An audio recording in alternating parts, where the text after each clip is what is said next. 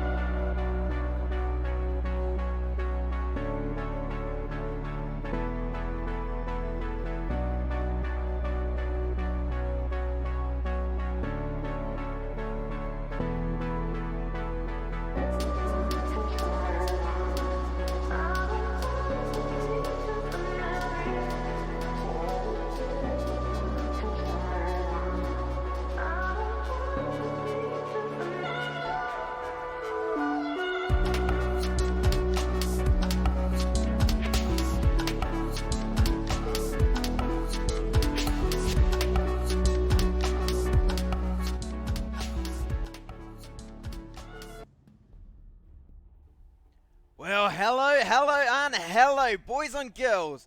Welcome to the very first edition of the Vgl EU Champions Cup. I'm your host, Maxman. And look at our beautiful face. I'm on the beach. I'm joined by your boy, the myth, the legend, caster that we haven't seen in quite some time. Your boy, Day Nomine. How are you doing? I'm doing all right, Max. Thank you so much for having me for this tournament. It's been a little bit of time since I cast some Vainglory, so I'm pretty excited. Yeah, it's going to be absolutely insane. So everyone, welcome to this tournament. I hope you're all having a fantastic weekend so far. We will be going into a bunch of matches today. We're going to be having 2 sets of BO3 to be completely exact. I'm just going to re-invite some people real quick into the group so we can get into the action ASAP. So, Leon, Joyce Gags, Keys. I think you guys know a bunch of those names right there. Come on. They're not accepting. Accept! Okay, well, definitely a lot of names that that veterans of the Vainglory scene would know. I think everybody's definitely looking forward to see how Leon's been doing.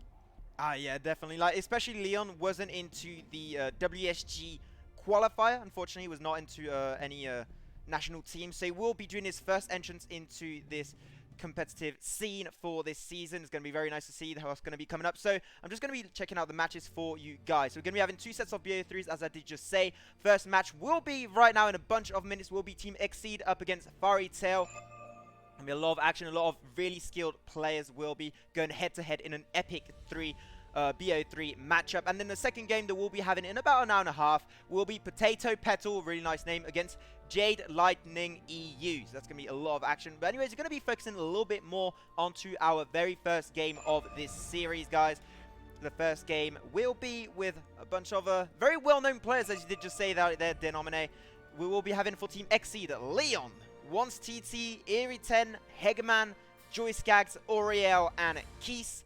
And for the other side, the opposing side, we'll be having Team Fairy Tail, composed of Crizior, Jesus27, Mr. Roma, Randolph, Nighthawk, and Miguel Y. Map. So, once again, a lot of skill, a lot of players that we have been seeing into the WSG qualifying number 2. So we see a bunch of players that come over from Team Spain that will be playing against Team Germany tomorrow. So if you want to check that out also, same time, same place here on the MGL_esports channel. But anyways, I think we're ready to jump into this draft right here, Day. And we're going to be trying to jump in right into it right now. Boom, draft phase, and we should be ready to roll. Definitely going to be a fun one to watch. As we mentioned earlier, a lot of names that we've seen do great things in the European region.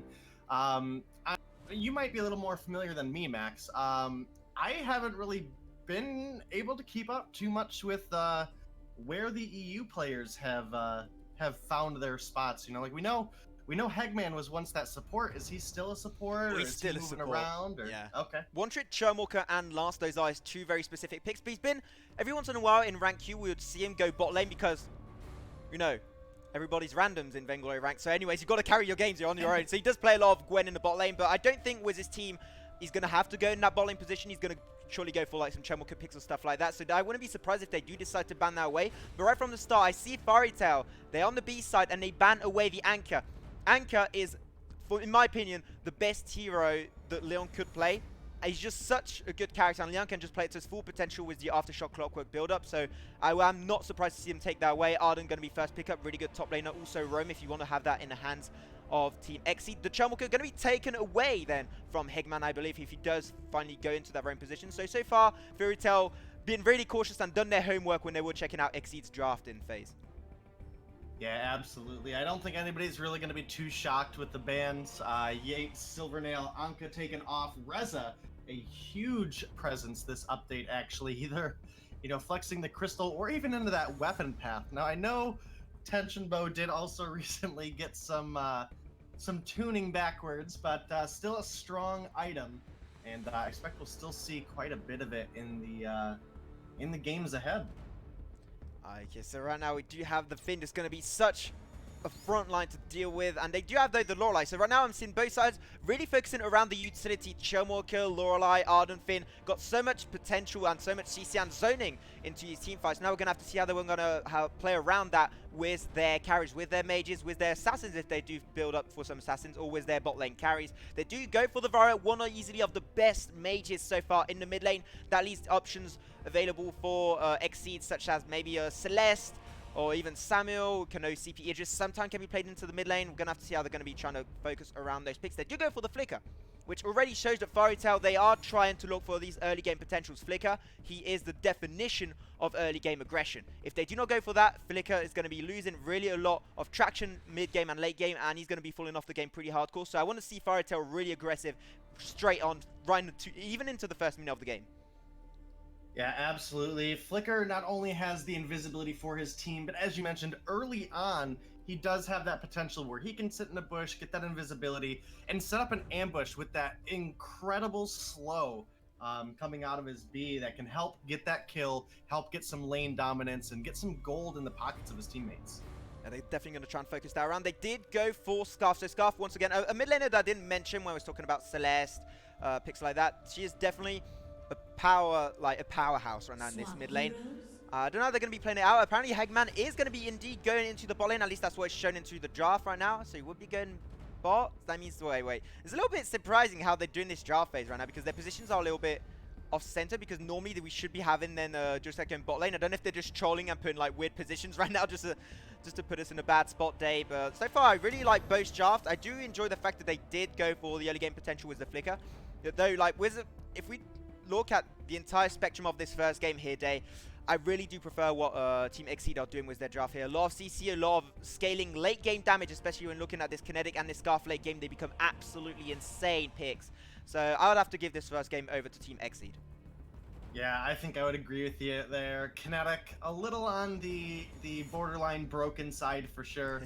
Yeah, she's got a little bit of everything in her kit, right? She's got a little bit of a gap closer or distance creator. She's got some stuns, got a ton of damage. So it'll be fun to see what they are able to pull out here with Joey Skaggs on the Kinetic. And you know, Hegman, this is why I said I don't know too much about who's been playing what, but it looks like Hegman's going to be on the Scarf, who historically a great backline mage, able to just rain in that damage. And even got some pretty good zoning potential with the Goops.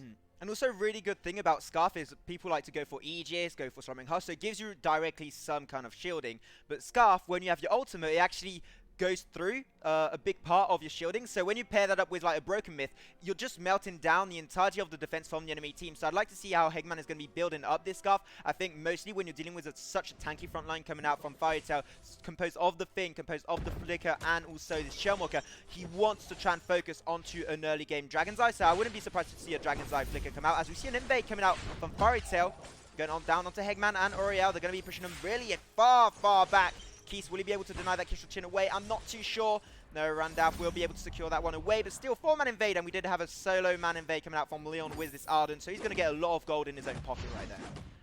Yeah, and Arden getting gold this update is a incredibly scary thing to deal with, and not only is he getting that gold, he is getting all of the last hits on that gold. Unfortunately, there's not going to be any gold share like there was for the side of Fairy Tail, so we'll have to see how that ends up turning out. Very likely going to be a very aggressive weapon Arden build coming out of Leon.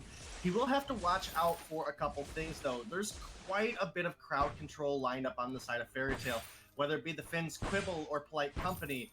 You know, Ace's High coming out of Gwen, Churnwalker able to keep him away from those squishy targets on the backline.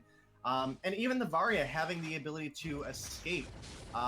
It may be difficult for Leon to have the impact that he wants, but if he is able to get onto those squishy targets, the Gwen and the Varya, he is going to definitely lay some smackdown.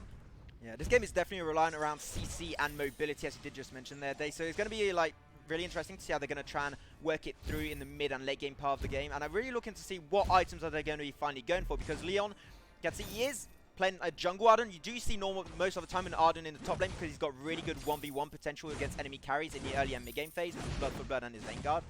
This is not the case. He's actually playing a jungle, going to be playing the Wiz Joyce guys, but I think that's actually really good to do that because you have so much roaming potential. With Arjun, you can just gank really well with your blood for blood and then just slow them down, or allow one of your carries to then get extra move speed and then harass the enemy laner really effectively. So I really do like that pickup down. It's kind of in a different position, but though we're going to be having a 3-man invade coming up from Fairy Tail into the jungle of Exceed. Careful, a lot of damage coming out on raining down onto Krizior, who will be booting himself away. Did already pop the flask, and Leon's right on top of him as he just will rotate away. It's going to be a 3v4. Now we have a 4v4 team fires. They're all roaming into this mid lane. Randolph going to be dropping pretty low. Will drop down and give the first blood over to Team XC. Krizior very low. Holy Nova does connect. Would he get a double kill for himself and for his troubles? I do not think so. But Oriel on Mr. Roma. 2 kills going over to XC. Jesus, a little bit split away from team. Should be running away as Finn does also drop down, and so does a Charmwalker, but Jesus, not able to run away fast enough. Can he pick up the 1v2? I'm not too sure, or he's going to be bullying him down to smithereens. He does pop the flask in response. He can maybe try and turn this on its head. I'm not too sure, though. They're going to be running, and the rotation, though, you have the flicker from the other side. He's going to be sneaking around the corner, but he doesn't see him, and that's going to be Oriel and Leon leaving the enemy jungle without a scratch. Yeah, a lot of this early vision has been prioritized around the middle of the map, as you know you would expect, trying to get the lane and jungle rotations down. Fortunately for Leon and Ariel, they were able to get through to the back of the jungle, narrowly escaping because there was no vision there. As you mentioned, Flicker was coming over, but because Flicker and Gwen were heading to the same spot there, they did miss the bush that Leon and Ariel were hiding in. So huge win there for Blue, and you know, we did see in that fight Leon and Ariel, they struggled to get onto Varia consistently, but then as both teams collided together, there just wasn't any healing. Obviously no fountains yet for Varia, and not enough damage yet for Varia. A little bit more of a late game scaling hero, and with the slow coming out of the weapon buff from Leon, they were able to get that kill and maintain a 3,000 gold lead coming up here. I'm talking about Leon right there. He is actually going for the CP path. Looks like with his build, he's going for an Aftershock. So that means I don't think he's going to commit to go full CP or like maybe hybrid. I think he's going to go actually utility jungle. And that's going to be really nice actually to try and protect like heroes such as Scarf that doesn't have that much mobility built in, but he's got actually no mobility built in except his ultimate because Umle will be able to have an extra move speed. But I think that's going to be helping out a lot their cause. But they're going to have a rotation into the top lane. 4-man rotation right on top of Jesus. Skadoodle already used up. Jesus will be going down to the gauntlet. Will there be a double kill? No, he just popped the flask. Mr. Roma barely avoiding death right there, but still very nice team rotation from Exceed. We've been seeing them today in rank Q, like a lot of team training, a lot of scrims, and that really shown off in these rotations here. Yeah, absolutely. That was perfect out of Exceed. They were able to pick up the kill almost a second, but even though they didn't get the second, they did force a recall, and that's going to give Leon and Ariel a huge opportunity here to get this turret down. That's going to give them some positioning advantage as well as some more gold all across the team. And there's just nothing that Fairy Tail can do about it.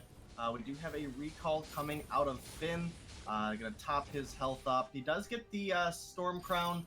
We have an Aftershock now purchased for Leon, so going to be packing that big burst on his first hit coming out of that Blood for Blood, and then a couple seconds later when it gets recharges, able to spam it out a little bit more than the Tension Bow, which I'm sure we'll likely see as well. But, you know, overall, it's looking real good for Exceed right now. They're sitting 4,000 gold up in just 6 minutes, around 800 gold a minute ahead. And, you know, with their composition, I think they can close this game out before Varia is really able to scale out of control. Yeah, definitely. Also, Varia right now, she doesn't even have her first alternating current. Well, first alternating current. She doesn't have her alternating current so far, whereas when you look at Hegman, there's the opposing mid laner for Exceed. He does already have his Spellfire, so that's going to be his first power spike, so he should be able to win a few trades into this mid lane very soon. So I wouldn't be surprised to see Hexseed looking for a bunch of fights. So we do see now a slow rotation from Fairy Tail towards the bot lane to try and give assistance to Miguel. That's getting bullied pretty hardcore by Joyce Gags and Leon. They might be trying to pick a fight, but Kisi will follow up Leon and Joyce Gags into the bot lane. That's going to be a nice little stun there with the Fish Root. Krizzle just popped the flask very early there, but nice skill grab right on the turret. Joyce Gags is going to be quibbled to death because the water wall from Keys. Will it be enough? I do indeed think so. No, yes, he does get out of that one right there. Randolph will be using his Envol's hammer right there. Trespass going to be getting a 3-man stun onto XC with the gauntlet, followed up by Leon, trying to get the kill on Mr. Roma, but also, once again, barely surviving that engage. They will pick up the Chumwalker under turret, Miguel will be using his polite company, able to tank up the fish food from Keys on that Lorelei. Now they should be able to close the gap on Miguel under turret, and he will be dropping down to the Iron Fist of Leon. Yeah, that was a excellent play coming out of Exceed there. They almost lost a couple, but due to some good communication and some good positioning, they were able to come through unscathed, sitting still up about 4,000 gold, sitting another turret. That's going to give them map advantage on both the top and the bottom lane. Well, less on the top since they did lose their turret, but overall, they're maintaining a good control of the game, and they've always got Fairy Tail on the run at this point. Again, we're not seeing a lot of finishing blows onto Varia on that backline due to her ability to escape. But they're able to punish the front line when Varia has got herself out of the damage zone. You know, Varia forced out early. That's a majority of their damage here for the side of Fairy Tail. And if Varia's not in the fight, the rest of the team is just going to crumble below the side of Exceed. And Varia's going to be a huge winning, it's going to be the winning carry for their team because Lioness has got the alternating current, so it's her first power spike. She wasn't able to find any fights for her quite yet. When she's going to get that Dragon's Eye, which I do expect she's going to be going for when you're dealing with the comp of Exceed, that's going to be, she's going to be so reliable for damage output. I mean, she has to try and close the gap, get the time to stack up. But unfortunately, time is not what she was able to find in most of these teams fights. And we do see the Finn, unfortunately, dropping down to the feet of Exceed. And now we are 9 minutes into the game, 8-0 for Exceed with a nice, hefty goal lead on their side. And, like, apparently they will probably try and push to mid lane. No, they're not going to be going for that quite yet. But we do have the Gwen rotating away into the mid. Might be looking for a fight. But right now, it's just the lead is so far ahead for Exceed. If I were Fairy Tail, I wouldn't pick any fights right now. Oh, definitely not. But Max, can we take a second to just talk about the lovely pirate hat on this Finn skin? It's so huge. It actually scales in the size of your character, so I really like that. Yeah, I do too. It looks awesome on the Finn. Thank you, Miguel, for running that one there. Oh, huge double stun! Yeah, they're jumping under the turret there. Gauntlet from Leon. He's going to be able to send him away. No Crucible available, so they're just going to be dropping down like flies. One by round, double kill for Hegman with that scarf. Just bursting him down to shreds. And now, what can they do at this point in time? Yeah, I'm not even sure. They're going to go for even more. They're going to use the War Treads, trying to close the gap onto Randap, who was just a little bit too fast. So they'll choose the next best target, the was Miguel Forcicle. Will follow up, but Oriel is not your main target, unfortunately. So it will not go down there, but still, they pick up 2 turrets in one fast and clean swoop. Yeah, Hagman on this Scarf doing actually an excellent job. He's sitting 3-0-4 right now.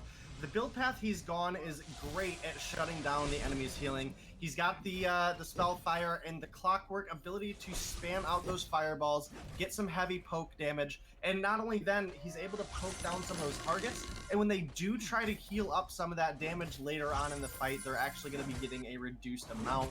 So he's doing a great job with his positioning, as well as the actual accuracy of these Spitfires are landing right where they need to be. The goops being dropped to help cut off enemies' escapes or get big burst damage. In that last fight, we've seen a goop come down on the double stun coming from Lorelei. So huge play there from those guys. Sitting up 11-0. Now, there is some comeback potential for the side of Fairy Tail, but they really need to execute properly. And unfortunately for them, where they're at in the builds right now, they either really need to catch either Hegman or Joey out, get that kinetic or scarf down, or just wait till they get further in their builds. But here we go. And War Treads coming out from Leon. They're looking to rush onto the backline. Flicker going to be using his ultimate cloak. Will he be able to get away? Yes, he will. And that's a really nice peeling coming out from Team Fairy Tail right there, able to avoid losing anyone and avoiding any casualties in that engagement, so really nice so far. But that means that was a fight that still did go over to Team Exceed, and right now they're going to be going for an objective. I don't think it's going to be a turret. It looks like this will be a Ghost Wing as it just barely respawns day. Yeah, it's going to be a Ghost Wing, and while they did make it out alive, they are going to be losing out on some valuable gold per minute that they need here. And, you know, again, we really need to see Jesus get into a third item here. Varia just completing her second, but there's the Ghost Wing for the side of Exceed, and now Blackclaw is on the map here at the 12-minute mark. Oh man, this poor Flicker already forced out of that fight. This doesn't feel like there's a lot Fairy Tail can do if the side of Exceed keeps playing as cautious as they do with their carries. You know, there hasn't been an opportunity for Fairy Tail to catch out Scarf or catch out Kinetic or really anybody, because the team is just so closely knit at this stage of the game. Yeah, like, especially, like, they have to take down that Scarf instantaneously to try and win opportunities. You did mention the Gwen getting attention bow, so if they're able to fall on one of those characters that is out of position, they can actually get a killing blow. But that's going to be a 3-man force accord by the Finn. He's going to get smacked right back into the face. He's going very low, just get the divine intervention in time for the side of Team Exceed, and they're dropping one by one. Such a nice synergy. Triple kill for the Scarf. What can you do to stop them? I do not know. That was such an excellent ace coming out of the side of Exceed there. Not really much to say. That was a terrible time for the side of Fairy Tail to engage, and it was quickly answered back with some cleanup coming out of the side of Exceed. They're now pushing into the base. They may even have the advantage at this point just to end. It's going to be a little bit risky of a call, but it looks like they're going to go ahead and try to get out. Definitely playing it safe here. As I mentioned earlier, they're a little bit on the cautious side, even though they're so dominant. But man, that last fight, they seen an opening onto Varia, and they took it. We'll be a little bit cautious right there. But yeah, like, it was Finn. Fairy Tail pulled the trigger in that last fight, and they got re-engaged almost instantly by Exceed. Their synergy is so on point against Fairy Tail. Unfortunately, they were not really ready for that grab to happen at that point, and they just got completely smacked down. So now they're going to have to be a little bit cautious about that. Finn does have its Force Accord available, so if you want to try and take and pick one target out of position, that is definitely the opportunity, but maybe not do a repeat of last fight. Randolph, it's going to be his ulti dropping down. So, okay, they do connect and secure this Black Claw. Yeah, Oriel going pretty low, so is Leon, but they're going to be trying to close the gap. The Gauntlet is available. He will be dropping it down. Drop the Gauntlet, Leon! He's going to try and get it. He will be dropping down, giving a first kill over to Fairy Tail. Randolph barely getting out of range of his killing bow right there. And now they're going to re-engage. They did go for 2-for-2 trade so far. Now he's just stacked. Joy Skaggs, he's 27 stacks on this breaking point. Miguel, you are Finn. You're just way too slow. Will he be able to survive? He's also slowed by the Lorelei. I don't think there's much he can do. Triple man stun with a quibble, but that will not be enough. And that will be a clean ace for Team Exceed. Yeah, that was one of the better fights for the side of Fairy Tail. But, you know, one of the problems that I think Fairy Tail had a majority of this game, like that fight that got quickly turned around by Exceed, is the forced accord is wonderful if you can pull in Hegman or if you can pull in Joey here on the kinetic. But unfortunately, if you're bringing Leon and Ariel closer to your backline, with the gap closers those heroes have, it's almost like shooting yourself in the foot there. We were able to see time after time again, Leon and Ariel get onto that Varia and force her back, force her out of the fight, and even in the end there, get some really quick, clean kills. So excellent play coming out of the side of Exceed there. Almost perfect game. They did lose a couple in that last fight when they were taking damage from Black Claw and still not fully healed up from the previous fight, but they're able to close it out on the end of that one. 8,000 gold lead in their favor. Nice 15-minute victory, Max. Now, that 15-minute victory is absolutely insane. It's mega fast, and I think this is what Liam was waiting for, to come back into the EU competitive scene of Vainglory, and they came out really strong in that game. They have a lot of training, as I said. Like, they created a little bit of their group, doing a lot of training sessions, and you got to respect them so far. They were definitely on point. So right now, what I'm expecting coming out from Team Fairy Tail, if you want to deal with them, you have to go with a lot more synergy. I think the draft was like pretty even. Even though I do think that the draft did go over to Team Exceed on the long run. I think it's just a problem of synergy. Like, sometimes the Force Accord would come out from the Finn, and they just wouldn't follow up with the engagement. I think right now they have to try and reconcentrate. Say what should we do to come back into this game. And definitely, I think, as you did mention earlier, like getting picks onto the background and trying to punish mistakes is something that they could have had the potential of doing, but unfortunately the mistakes are just so rare coming out of Team Exceed that I think right now in that game was just no opportunities for them. So they just got to work on that synergy and try and out-rotate, because right now the rotations are definitely the winning condition that Exceed had, and they were just completely controlling the entirety of the map right there, Dave. Yeah, absolutely. And, you know, I'm definitely glad to see less tension bow. I'm going to go ahead and throw that out there.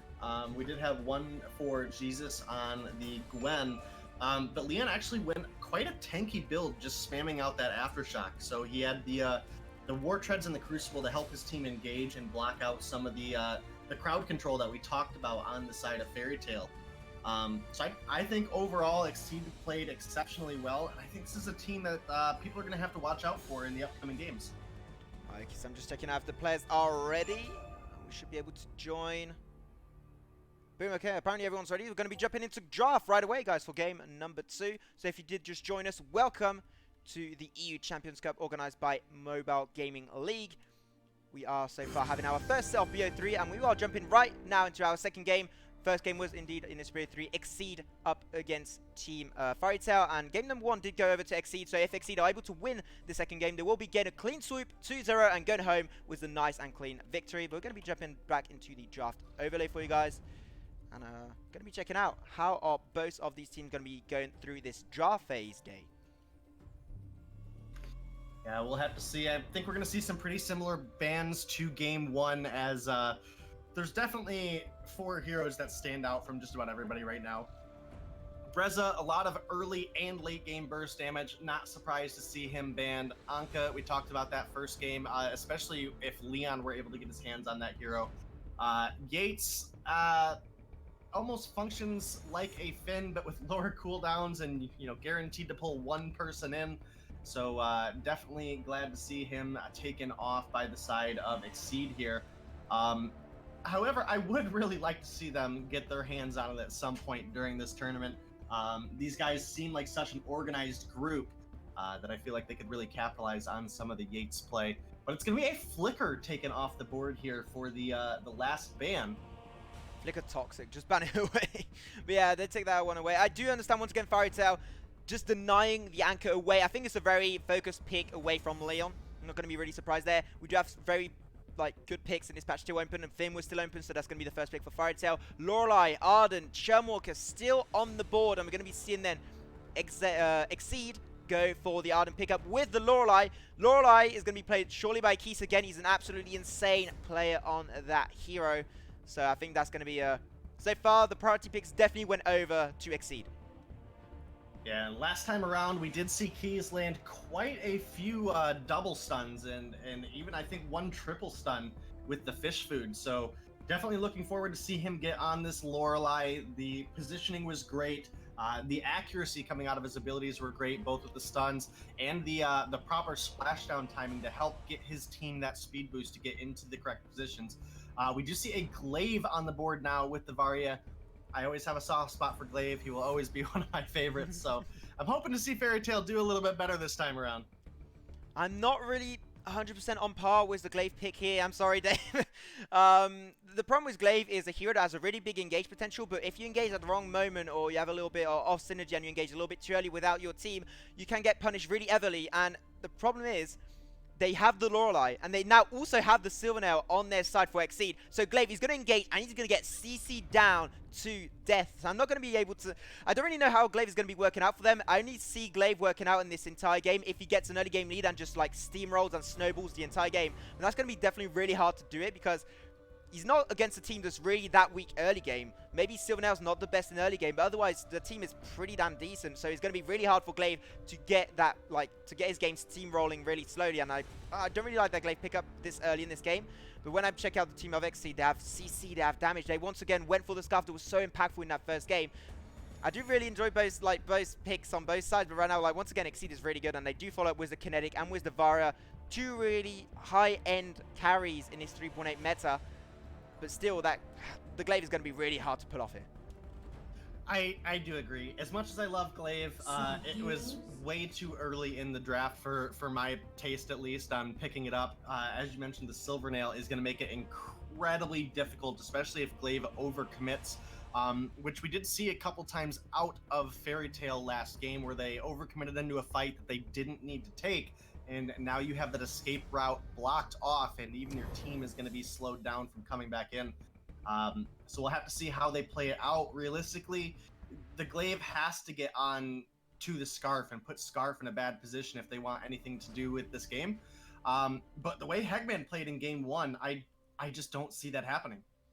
Yeah, man, he was absolutely insane on that Scarf pickup, and he didn't even go for the Dragon's Eye, which I was expecting, because he was dealing with a pretty tanky front line. He didn't even do that, so he was just literally melting them down with true damage, melting down the entire team, even the frontline tanky heroes, and I think he's going to be doing that again, because they got that goal lead, and they got a bunch of kills up their sleeves. And when you do that, why would you go for stacking material and scaling damage? You don't need to. Just keep on bullying the enemies and just bursting them down. And that's what he did, and he pulled it off really well. So I think he's going to go for a complete repeat of that kind of build-up if he does get an early game lead. But once again, they do have this glaive.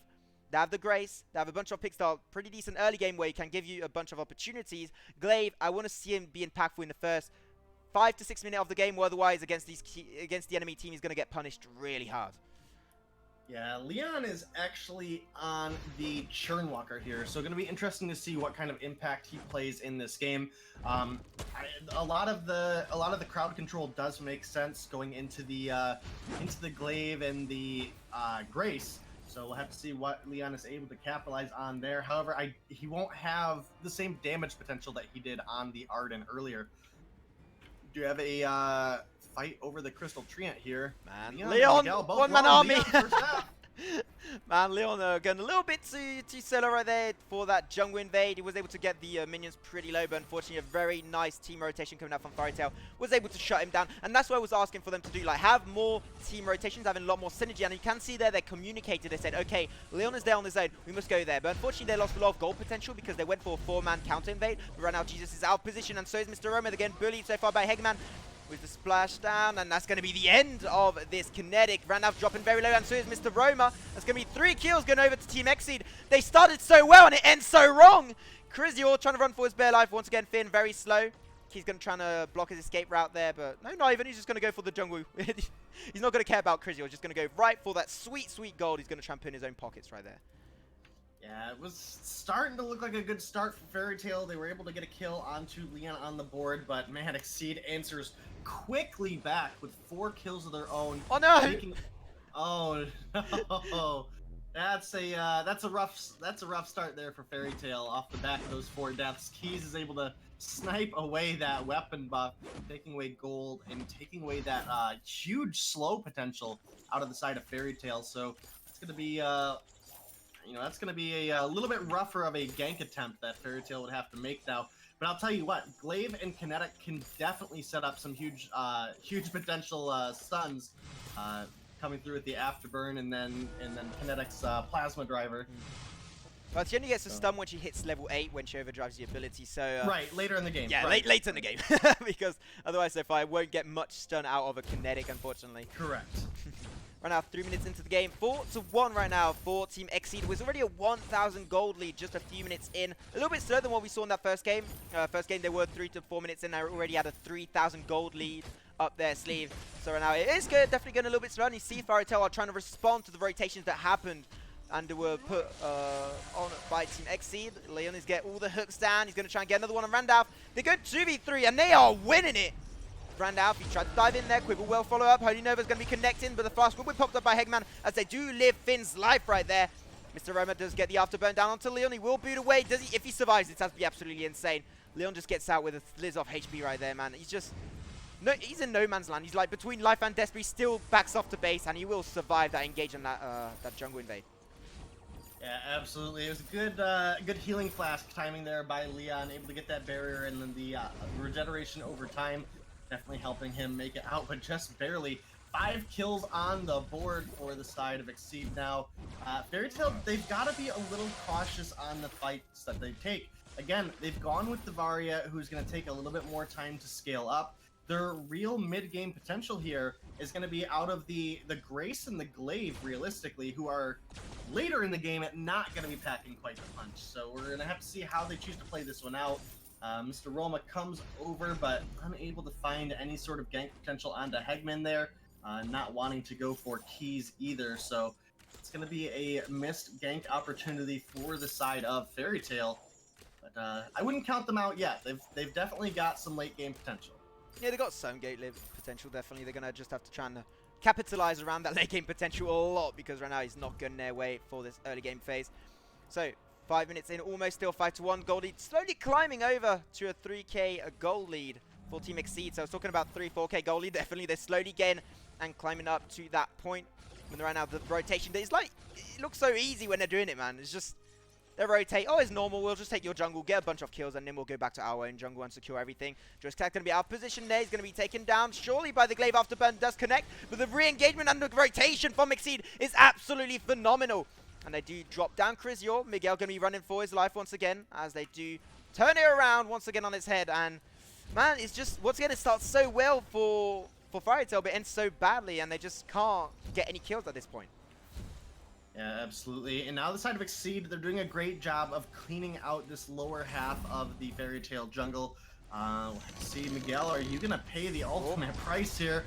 Does oh man, that turret forcing Silvernail back? I think. Oh, Joey just makes. Oh yes, yes! But not out of range of the Grace as another kill goes on the board for Fairy Tail. They might be able to find a third. There it is, double kill for Fairy Tail. Here comes Leon. Can he find the kill onto Miguel though? I don't think he's going to be able to. And now he might actually be in a rough spot if the side of Fairy Tail comes over. But oh man, Fairy Tail just pulled off that one. I think they had all the opportunity in the world to get a kill onto Leon there. Leon, level 6, he does now have that Trespass, and we're going to have to be looking out for those big team-wide stuns that can potentially come out of this Churnwalker. But finally feels bad, man, feels good, man, actually, you know, for your boys on Fairy Tail, able to get the relief of that, of a bunch of kills for their side. Oriel, be careful in the bush there. They do have info, they do have the vision with the scout cam. So he will be dropping back just a little bit. He is going for the CP path with the Aftershock. He's going to go for a little bit of a Leon focus build he did have earlier. Right now we're going to have another jungle rotation from Leon and Keys. They're not even the team carries, but they're just no fear, no fight, as Von C would say, as they do secure the weapon buff away. Will be going into the hands of this Shovelcast. The Dragon's Breath is going to be raining down, and barbecue time. They're going to be roasting down the Finn, and this Glaive will be dropping down one by one. No, they could use to get the stun at the end of the day. Double kill for this Scarf. Miguel going to be running away under his own turret, and they just can't do anything, but the rotations are just so well timed. It doesn't seem like there's any way Fairy Tail could just deal with them and out-rotate them. Yeah, definitely didn't seem to be the case. And, you know, realistically, if we look at the builds, you can definitely see where some of the difference in damage is. Joey Skaggs has the Serpent's Mask, has himself the Breaking Point.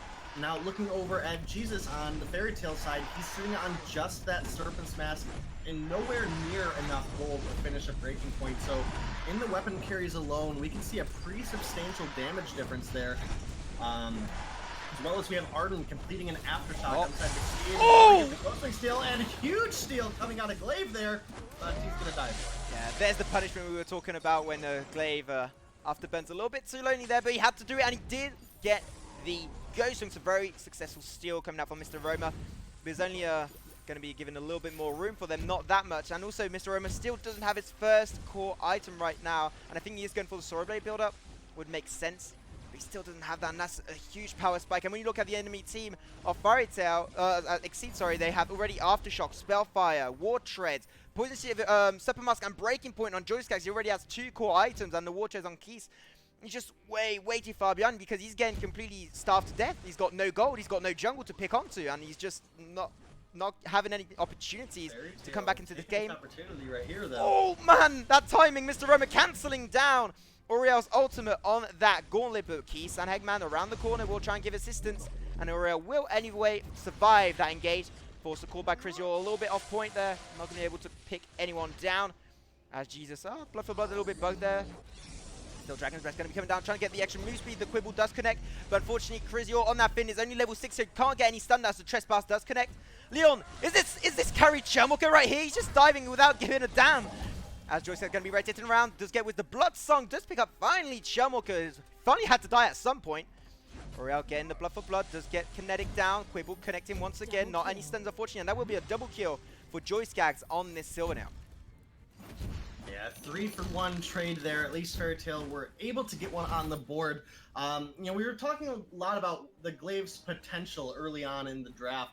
And, you know, unfortunately, when you do engage with those afterburns, while it was a excellent stun out of the Gauntlet, you have to be cautious on where you're repositioning that enemy to.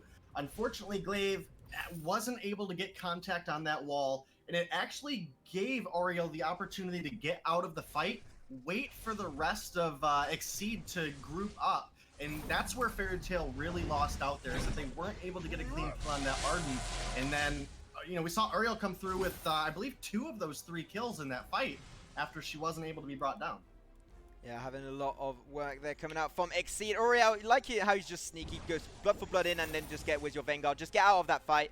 And he's a lot of damage too because you do have the Aftershock. So when you're proccing down on the tanky targets such as the Glaive or also the Finn, you just get a lot of health down and then you just re-engage and put yourself back into a safe spot. And now we're going to have a one-click chain connecting. Force Core does go down. He doesn't have the stun still, unfortunately. That would have been huge for Team Fairy Tail. The Dragon's Breast has run down as Randolph and the Finn also drop down. Miguel going to be way too deep. Does pop the flask in response. Will he be able to survive? I do not think so. Spitfire is going to be able to avoid it just in time.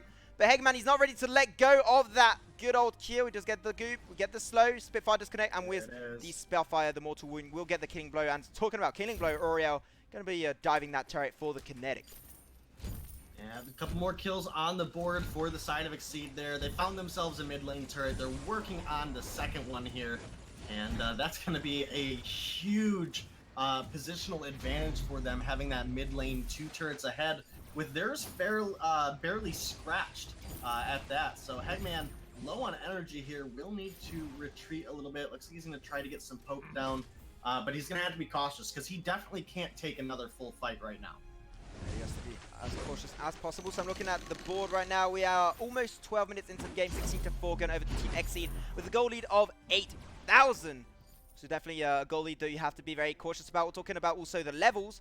Most of the players on side Exceed are level 9 and 10. And when you look at the other side, they are level 8 and 9. So definitely they have to try and be cautious, not pick any fights because they are just completely behind in terms of damage output.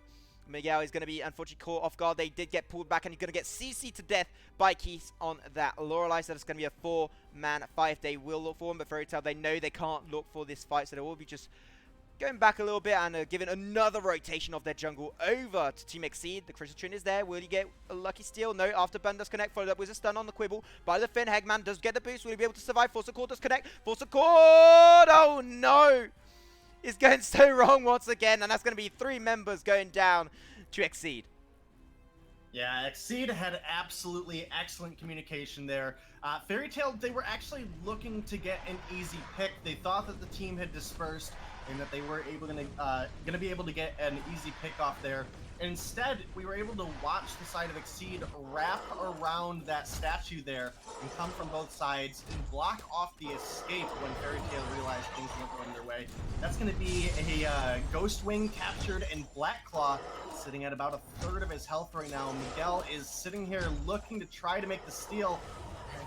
I think he just give it up at some point though. Here comes the rest of Fairy Tail. Black Claw getting low. Off the burn, if he gets it up, be huge, but no, it will be secured over by Joyce Gags on that Silver now. Miguel going to be out of position, will try and get the Holy Nova down, I do expect. But no, he's not even going to try, and he's just going to be popping the flask. Will be able to survive with a bunch of HP right there, but no, Lorelei also go, oh, another block coming out there. Able to barely survive that fight. Leon just smacking down Jesus as if he was a blinking carry. Can he get out? No, he can't. And Leon is going for the turret dive onto the Finn. Get the extra move speed from the splashdown on of the Lorelei. Joyce Gags will get also the little extra damage there with his B, avoiding Critical from backport into base. And they do get the second top lane turret right now. And they do also have this Black Claw hammering down onto the choke point turret into the mid lane. They should be able to find that. Maybe even an armory. The Jesus 27 still not respawned with that kinetic pickup. Yeah, Black Claw's still at 50% health. They definitely are getting this armory here. And Kinetic is coming back up, so I don't know if they go for the Vayne. They did play it pretty cautious last time around, but they're sticking around for this one. Force Accord will be blocked out by Exceed. Black Claw still 1/3 HP available, but still they're getting bullied in their own base. Holy Nova a little bit too late by Miguel to avoid and to cancel the gauntlet. Just stacking up so hard. His damage is insane, but he gets picked up by Randolph right around the corner. Scarf doing so much work, picks up also the Kinetic. Iggy Leon there. Mr. Roma, too far, trying to put the damage, he can't get it. Leon, he will drop down, but Randolph, 1-man standing. Will he be able to survive? He's trying to get the Blood for Blood action. Blood for Blood with that Aftershock will be able to get the killing blow onto Varia, and this will be game number 2, and a nice clean swoop coming out from Exceed. Yeah, I think Fairy Tail played exceptionally better this game. I think they drafted better. I think their positioning was better. However, just from watching the gameplay, I'm going to go ahead and throw out that Exceed looked like they just had better communication and more efficient rotations than the side of Fairy Tail did. Fairy Tail, you know, again, this game, they did better, but they committed the fights that they really just needed to get out of. They chased kills down that they didn't need to, ended up getting picked off themselves. And, you know, I think that we definitely can see more potential coming out of this team in the future. The mechanical skills seem to be there for these guys. It's just going to be working on how they play together, how they make the rotations happen, and really their communication. And so far, like, this first game of this tournament is absolutely insane. So Leon coming back into the Vainglory EU competitive scene with a bang, not gonna lie, absolutely insane. Like, the rotations are so on point, and I know that Leon, that's a little bit of a speciality around on those rotations. The synergy, the CC man they were bringing between Chelmoka and Keys on that Lorelei was just, you can't deal with that. So unfortunately, I think the draft also was a little bit of a downhill situation when you are on the side of Fairy Tail right there. But anyways, that will be for the first set of BO3 of this tournament of the EU Champions Cup. We'll be going over to XC 2-0. But anyways, we're going to be now checking out the next upcoming matches. So we did have our first game, as I did just mention. The game coming up later will be Potato Petal up against Jade Lightning EU. But unfortunately, the problem is, it's supposed to start at 7:30 PM CET, so that's Central European time. Both games were around 15 minutes. So the stream hasn't even been live for like maybe 30 minutes. And wait, no, it's been live for actually over there about 50 minutes right now. And it's already over for this first set of BO3. So we're going to have to put you guys onto a break for the next upcoming match. But anyways, I'm going to put us onto the death scene. But yeah, like, we're going to have to see that. Wait, I'm just checking out. So yeah, the time, we're going to have to put you guys onto like a 45-minute countdown because the players are not ready. That's unfortunate. We are live, so that's the problem of live tournaments we have to deal with. Anyways, what do you expect to see in the next upcoming game here, Denomine, in terms of picks? I don't know. I mean, one of the nice things about Vainglory 5v5 is there is a lot of diversity. There's always going to be those clear power picks that do get through. But I think it leaves a lot of opportunity for counterplay if you're experienced in heroes across the board. I do expect to see more Kinetic. I do expect to see a lot of Arden for the rest of the day. So those are kind of two that I would definitely expect to be highly contested picks. And if they get on the same side, it's pretty much going to feel like GG in the draft. Okay, so yeah, I'm just checking out right now. We're going to have to put you guys onto a 45-minute cooldown. But anyway, thank you guys for watching this first set of BO3. We'll be coming back into 45 minutes, so you can go watch a few episodes of anime if you want. I don't know, just do something. Because the players, unfortunately, are not going to be ready right now. So we'll be seeing you guys later with Denominate once again. So see you guys in 45 minutes. See ya.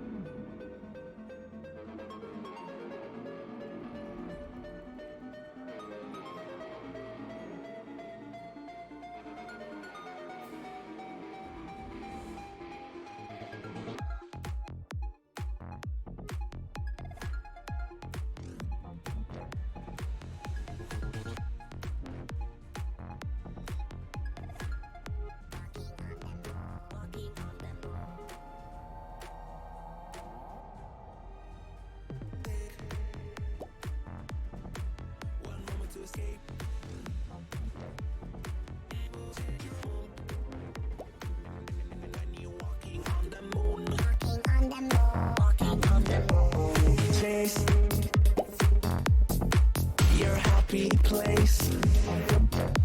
It will change your groove when you're dancing on the moon, dancing on the moon. When we dance again, all our trouble seems to fade away. This is how I feel when you take me to some levels that I've never been. When we dance again, all our trouble seems to fade away. This is how I feel when you take me to some places that I've never been. When we dance again, that I've never been, that I've never been, that I've never, ever, never, ever, ever, ever, ever, never been.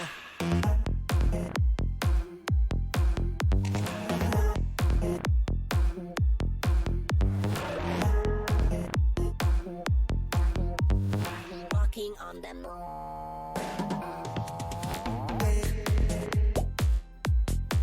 One moment to escape. It will set you home. When you're walking on the moon, Walking on the moon. chase your happy place. It will change your groove when you're dancing on the moon, dancing on the moon.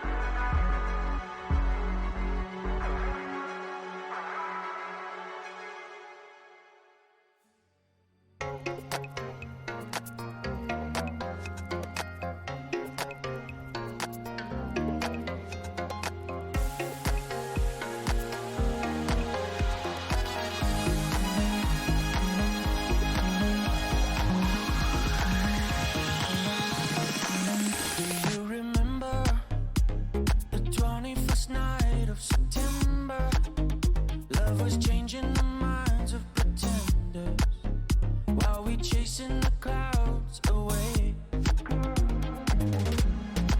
Our hearts were ringing in the key that our souls were singing as we danced in the night. Remember how the stars stole the night away?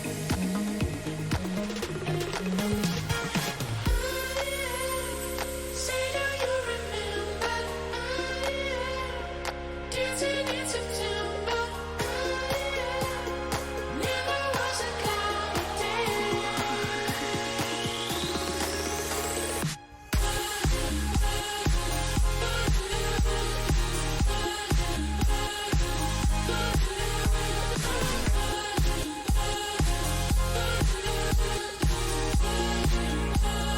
Dancing in September.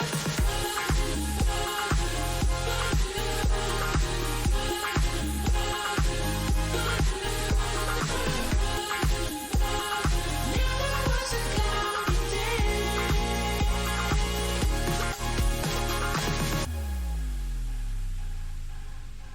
My thoughts are with you, holding hands with your heart to see you. Only blue talking love. Remember how we knew love was here to stay. Now in December, found the love that we shared in September. Only blue talking love. Remember the true love we shared today.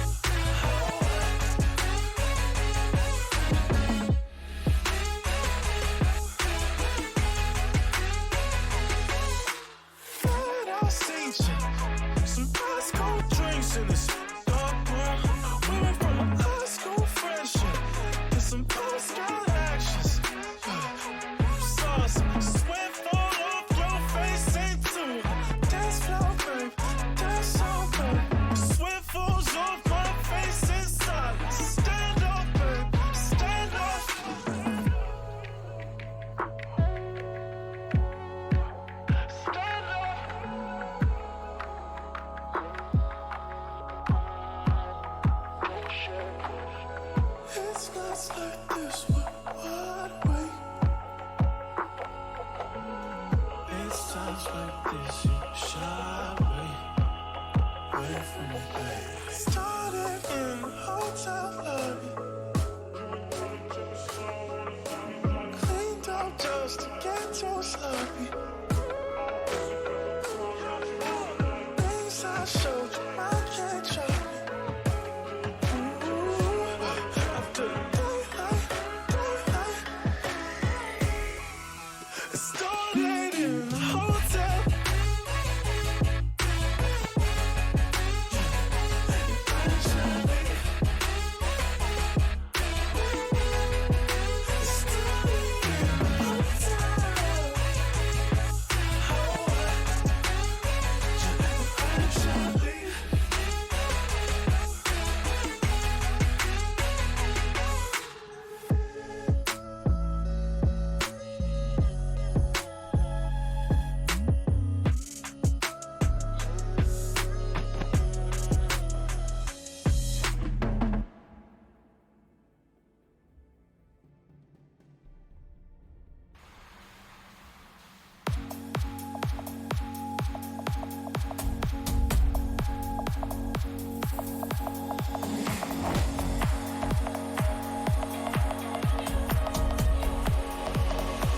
You're like the moon and the stars. You're my shadow, you're my light through the dark.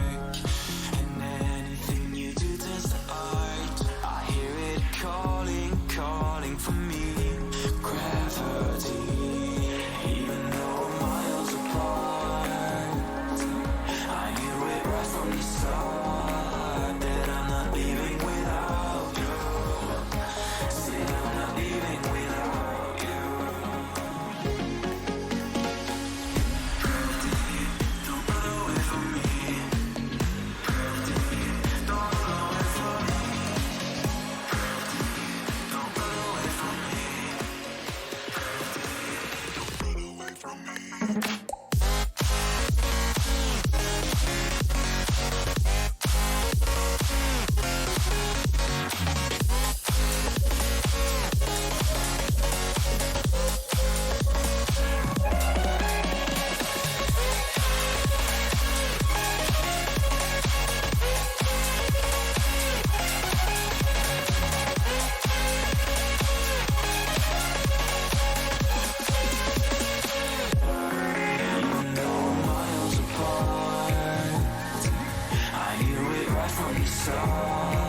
That I'm not leaving without you.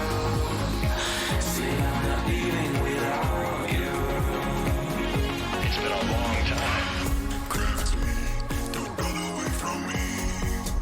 Craft me, don't run away from me. Craft me, don't run away from me. Craft me. 1, 2, 3, hit it!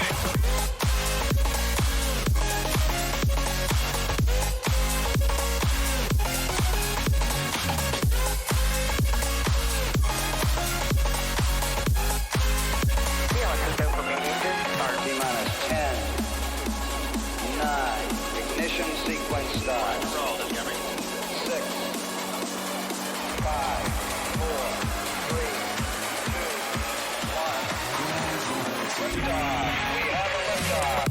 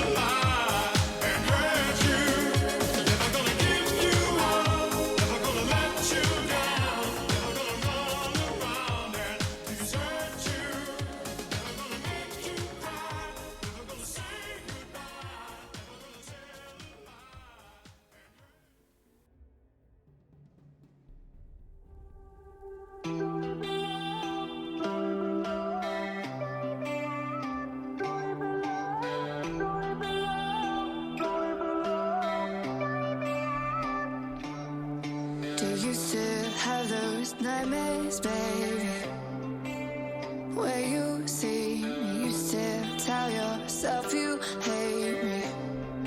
Won't believe it lately. I know I'm still the villain you told me. You look me in the eyes like you don't even know me. Didn't kill you, didn't kill you, but I was there too, I was there too. You look me in the eyes like you don't even know me. You don't even know me.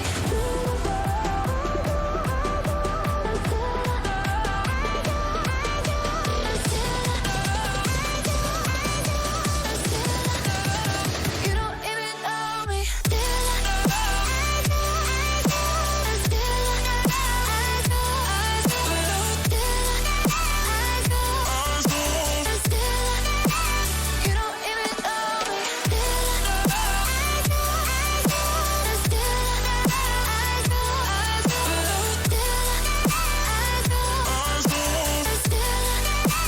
You don't even know me.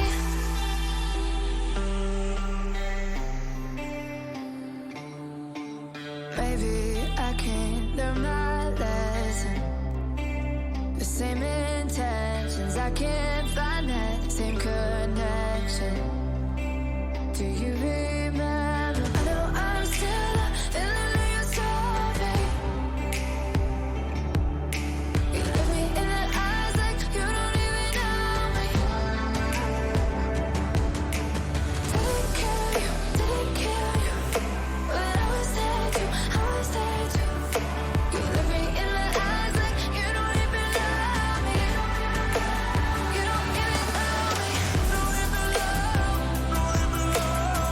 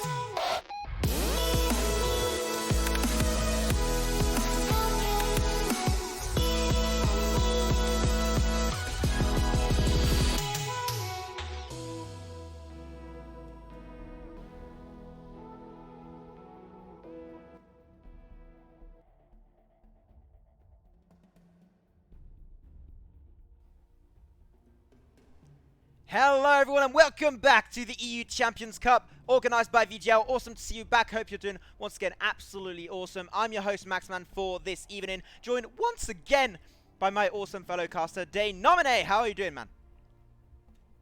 I'm doing absolutely fantastic, Maxman. Thanks again for having me for the European cast here.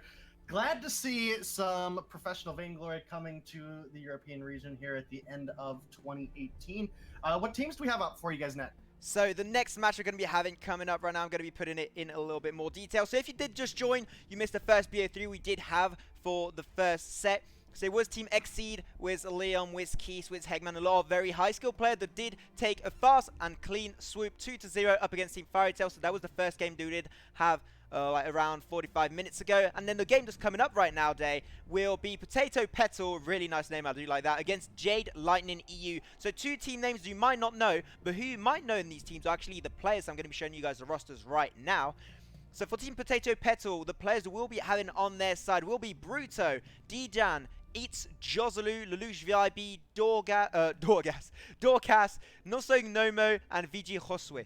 And then on the side of Jade Lightning, we'll be having the God EU, the End EU, Kulpuyo, Austrio Maseru, and Introvert. So a lot of really awesome players. We see a lot of them into the Vainglory ranked scene, especially as to the players on the side of Potato Petal. A lot of those players actually do come from the side of Team Spain that are in the WSG qualifier number 2 that will be facing up against Team Germany tomorrow. So if you want to check it out, by the way, that match will be happening tomorrow at the same place right here on this channel at 6 PM CEST. So don't hesitate to go check out some awesome Vainglory action that you deserve. Anyways, yeah, this awesome match will be coming up very soon. So once again, it is Team Potato Petal up against Team Jade Lightning. And I'm just going to be checking out with the players to see if we are ready to jump into the draft arena.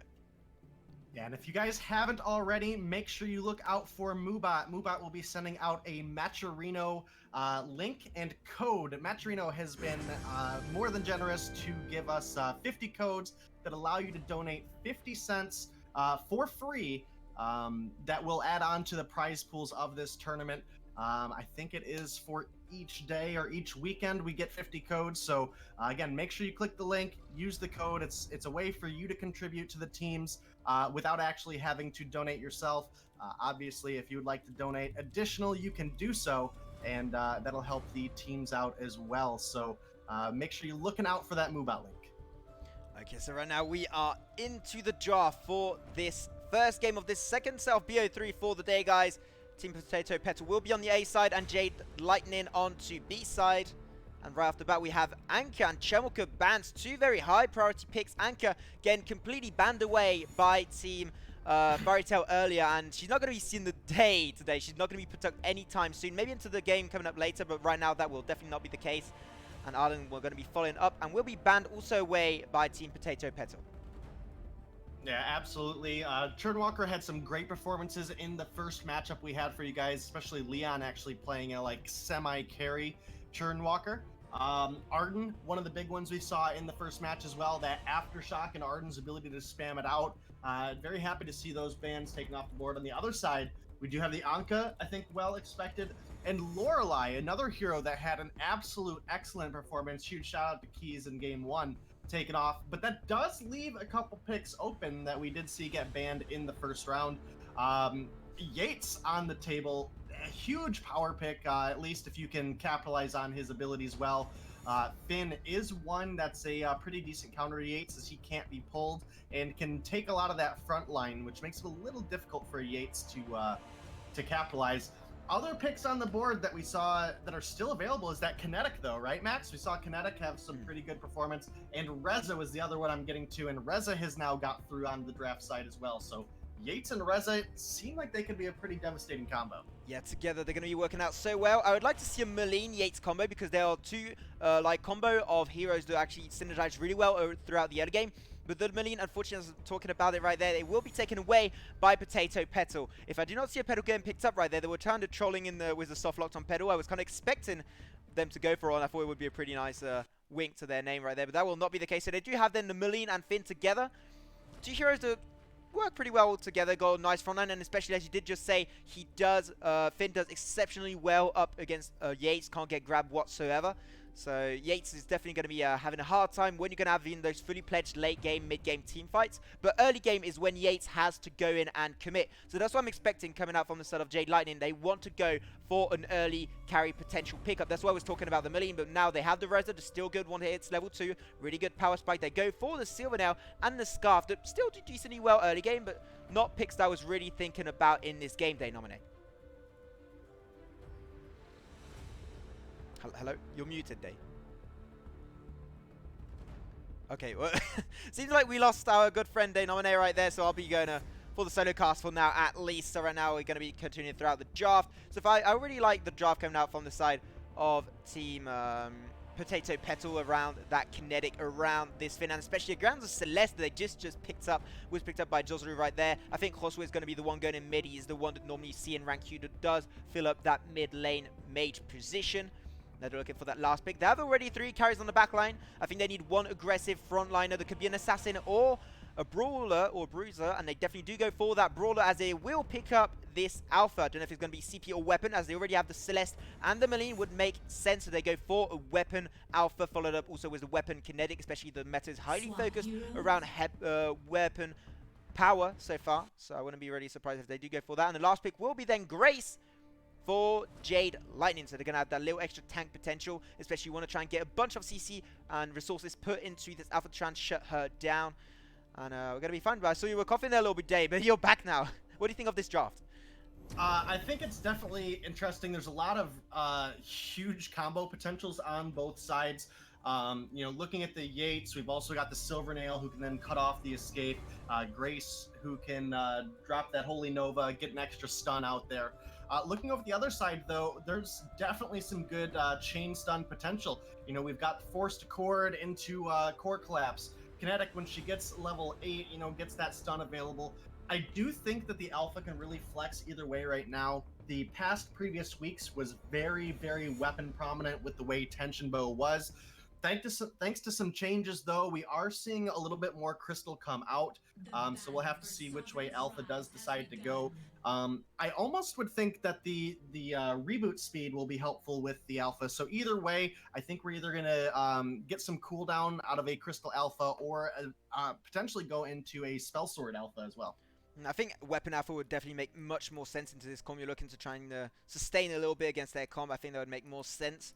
But anyway, so far we are starting up. We're going to be seeing a little bit of a skirmish into this top part of the jungle. I see Josu trying to go for solo invade, but unfortunately the vision coming out from God EU and the End EU, really nice combo into this top lane, will be able to push him away as the End are just going to be diving on through onto that Crystal Treant. Going to go for a very, very early invade so far. And that doesn't seem like it's going to be the case coming out from Team Potato Petal, as they are a little bit behind on that rotation. They were able to secure this Crystal Treant for themselves, and Crystal Treant should be once again going over to Team Jade Lightning. So a big loss coming over if they're not able to secure that way. It will be taken though by Bruto with a little basic attack, not even an ability. So good job so far, able to come back a little bit into that game. And Ostromaseru putting the grab on Yates a little bit off position right there. Yeah, absolutely. Good steal by Bruto there. I'm a little jealous of the Halo he's got rocking here. For me, the components for that don't exist. I've got the other two, but the Brimfire is not a real thing in Vainglory right now. We haven't seen the hats next update, but I can't talk about it, but well, it's fine. Josue going to get grabbed up into the mid lane. He's taking a lot of damage. Going to pop the flask in response. Can he get the Spitfire in time? I do not think so. He pops the boots, but no. Josue with the heal of his flask will be able to escape death right there. Still 2 minutes in. No gold leads whatsoever. No kills. So very passive early game. Yeah, almost had that kill there in the mid lane. Up in the top, there was a little bit of a skirmish coming out between the Silvernail and Reza, and then the Maylene and the Alpha. Silvernail, those spikes, has been doing a great job of kind of keeping the Alpha at bay. However, one benefit the Alpha does have, even if you get stopped by the tethering stakes, she has that wide AoE spin coming out of the Prime Directive there. We do see the Heavy Steel is now complete for Alpha, so going to go down that weapon path. I definitely would like to see the cooldown, though, as it's going to have Alpha spending a lot less time when she's rebooting and going to be a lot more likely to get back up and resume into the fight. Yeah, cooldown is going to be very interesting, as you did say, against Silvernail. Silvernail does exceptionally well against bruisers and brawlers, so He's going to be a hero that's going to be a really the main kind of like he's going to be the bread on the butter for the side of Team J Lightning right here. You have to try and protect him as long as possible because otherwise you're going to allow certain dives coming out from Team Potato Petal, especially with the alpha you did just mention. They're going to have the NEU a little bit too deep. Of course, we're going to get stunned up by Ostromasari onto the Yates. Going to get Core Collapse to down. He does pop the fast. Will he survive? I do not think so. Joslu picks up the first blood of this game. Buff will be taken away by the end EU. No, CPF will be taken away by God EU. Sorry, the God is the same name. Gonna mess it up at some point. God EU gonna be pulled up by the Polite Company, and I think this will be a potential double kill for his Joslu. But even though the time's a little bit too long, we do have the Maline picking up a kill onto the Scarf over into this mid lane. Unfortunately, overstepping a little bit is welcome in his jungle, and 3-0 for Potato Petal. 3-0 and a pretty heavy mid lane dominance here. We see that massive wave getting forced underneath that turret. That's going to be a little bit of lost gold coming to the Scarf here, who's trying now to get back. About 4 CS missed already here as he's trying to get in the groove of things. And Scarf is really the one that we're going to be looking at for that late game carry. Meanwhile, fights breaking out here in the top jungle. Prime directive of Joslu on this alpha, going to try and close the gap onto the NEU. Can he get another hit down? I'm not too sure. Holy Nova going to be doing a lot of work there, but unfortunately Joslu picking up a kill with the Maline onto the Reza. Was a little bit too deep in that team fight. Kilpueo going to get split away from his team. I'm not sure if he can actually run away. He does get slowed down by the Maline just a little, but will be able to increase the gap and get to the safety of his own turret.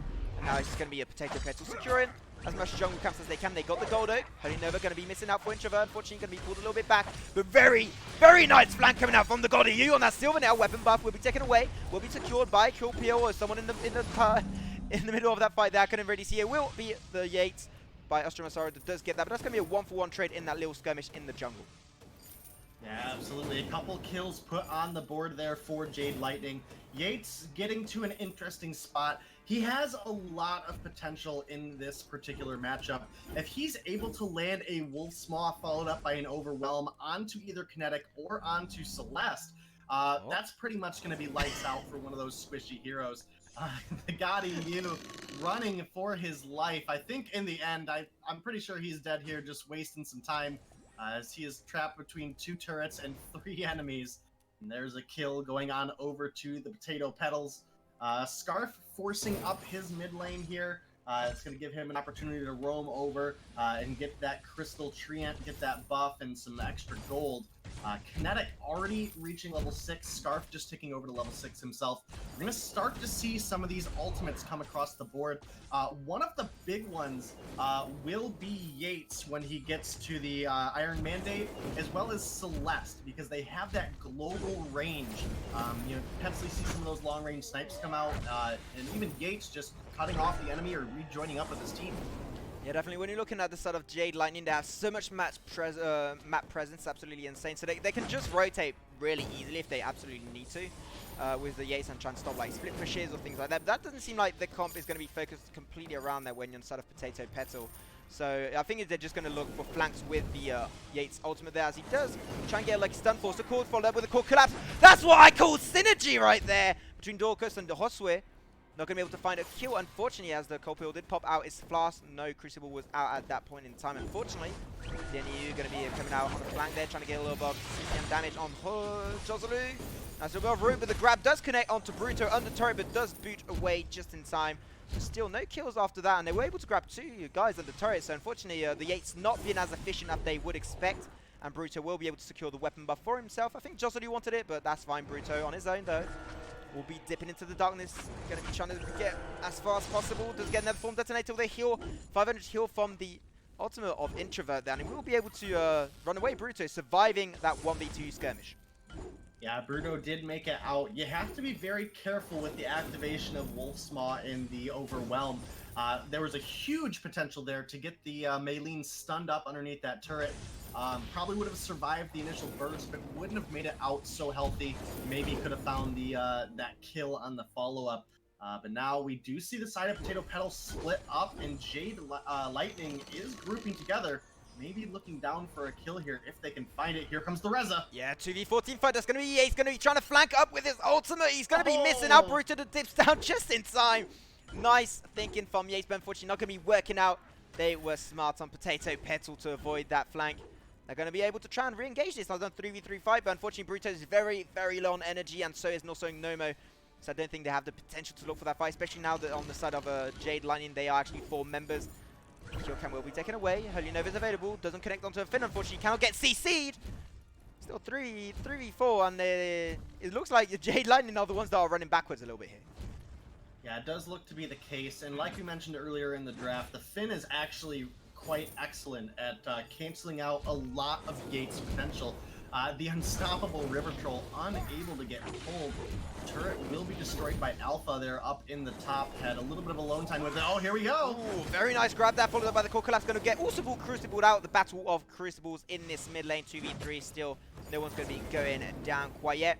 And you just have this Finn, he just, like, it can be Spitfires, it can be Yates grabs, it can be anything, he'll tank it up. And as I say that, of course, the Spitfire does connect onto the Celeste.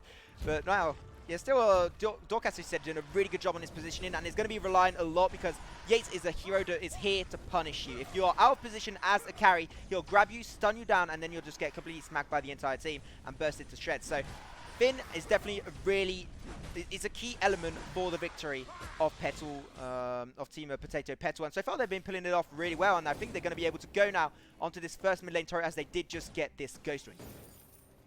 Yeah, they did. They've got a wave coming up. It looked like there was the use of minion candy. Indeed, there was. That turret is no more. Jade Lightning, they're trying to hold their own here, but I don't think this is the fight they want. Yeah, especially Corpio being so low on energy. Forced to core Dorcas. What are you doing? Going to be completely missing out that ability. That's going to be, unfortunately, the force core on a 70-second cooldown. So the ultimate of Kinetic will be connecting on the NEU, not the main target, but still doing a little bit of chip damage.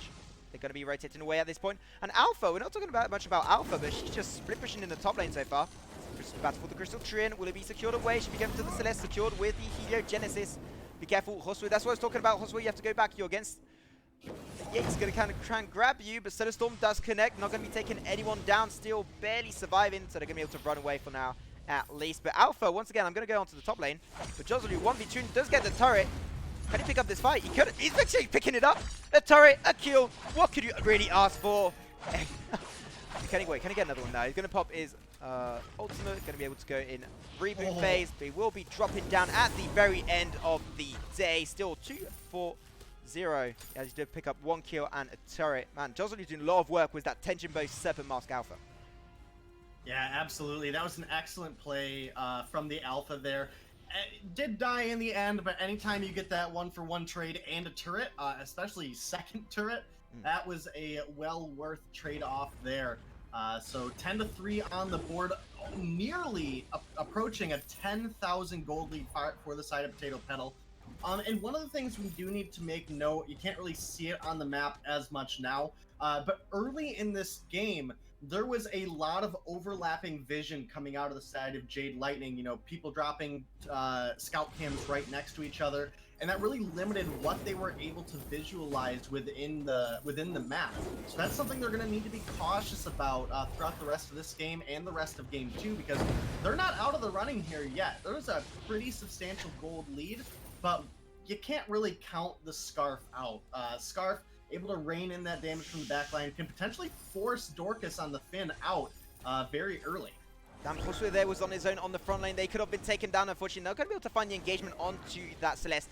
Going to have a flank coming out from Corpio, but you're not the hero that can flank! What are you doing, Scarf? You're not a tank, you can't do moves like that. Force the Core going to be crucibled out nicely by Team Jade Lightning. They should be able to find this second bot lane turret as Alpha is still split pushing in the top lane. Should be able to find a choke point turret very soon, but they're going to be forcing back the team of Jade Lightning. Going to find a little bit of CC there. Where's the Kinetic? Going to go for the choke point turret into the top lane and also into this bot lane. Divine Intervention going to be connecting down. And Josue is the one running after a Reza. Supposed to be the other way around. Core Collapse follows up, and that's going to be Reza deleted by Josue. Yeah, another 2 kills on the board for Potato Petal. They do get that bottom choke point turret. Now it's going to be an exposed armory. And if they're able to get that armory down here soon, that's going to be one extra force that the side of Jade Lightning are going to have to look out for, as those minions are going to start to tank up. Meanwhile, they have the vision that Jade Lightning is dealing with that minion wave. They've gone ahead and started up why am I drawing a blank here? The Black Claw, and going to be looking to start pushing into that middle turret. Alpha has done a great job pushing that top lane, even got some damage down on that choke point. They're exceeding a 11,000 gold lead here now. They have everything they need to get these pushes started, and Dorcas has really done such a great job preventing Yates from being able to have a good game here. Scarf, we saw in that last fight, tried to be a little bit sneaky. That's fine if you can poke out the last hit on an enemy on the back line. In the end, it resulted in that core collapse and all of the damage of Jade Lightning getting picked off right away at the beginning of that fight.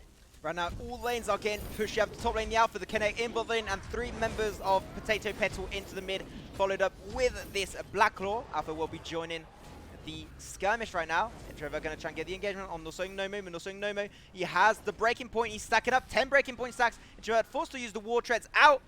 Alpha going to be trying to close the gap. Quibble, huge stun, divine intervention. He gets him under the enemy base. That's going to be once and for all. Joselu dropping down into that end game potential. They kind of trying to end the game. Divine intervention is taken down. Unfortunately, they didn't have that extra sustain. But now the fight is going slowly over to Jade Lightning. Core Collapse going to be missing out the main target. But though the Vein Crystal is dropping low, very low. Also, still alive. He's going to try and get the focus down. But no, this should be game. And it will be game indeed. Going over to Potato Petal 1-0 in this BO3. Yeah, Potato Petal cleaning up that game. Pretty one-sided for a majority. There were definitely spots during that game where Jade Lightning looked like they could start to turn things around, but to me it felt like every time they found themselves in the middle of a good play, they overextended their welcome and ended up paying for all of the gains that they got. Scarf, a couple items behind for a majority of the game. Just at the end there, he was able to finish up the clockwork, and I think a lot of that is due to the spots where he got picked off in fights by going into a situation where he just didn't need to be. I would have liked to see more aggression early on from the side of Jade Lightning, but it seemed like there's just too much dominance coming out of the side of Potato Petal. Yeah, Potato Petal definitely pulling off a really good first game. We're going to have to see how the side of Jade Lightning want to respond to this. I think definitely the draft was really good in my opinion around their side. It definitely, like, one big problem was the Finn that was able to naturally counter and neglect this Yates. Yeah, as you said, like, his positioning was absolutely on point. But this time around, it was just not working out for them. And Yates is a hero. They want to try and get kills early game. And unfortunately, at that point, they were starting to get a lot of team fights down for Potato Petal. And Yates was just, unfortunately, completely irrelevant at that point. So yeah, if you would go for picks like Yates, you want to have a comp that relies entirely around the early game. You can even go for Glaive if you want and try and, like, really put enemies out of position, get fed, and snowball the game. Unfortunately, that didn't come out for Jade Lightning, but I'm sure that with all these skilled talents on their side, they can come back in game number 2. Yeah, they absolutely can. We'll have to see how the draft goes. Again, I think we pretty much hit it right on the nail, right on the head. That Finn pick just made it too difficult for the side of Jade Lightning to capitalize on the Yates. He never found himself in a position where he was able to grab one of those squishy backlines, the Kinetic or the Celeste, and then capitalize a fight on top of it.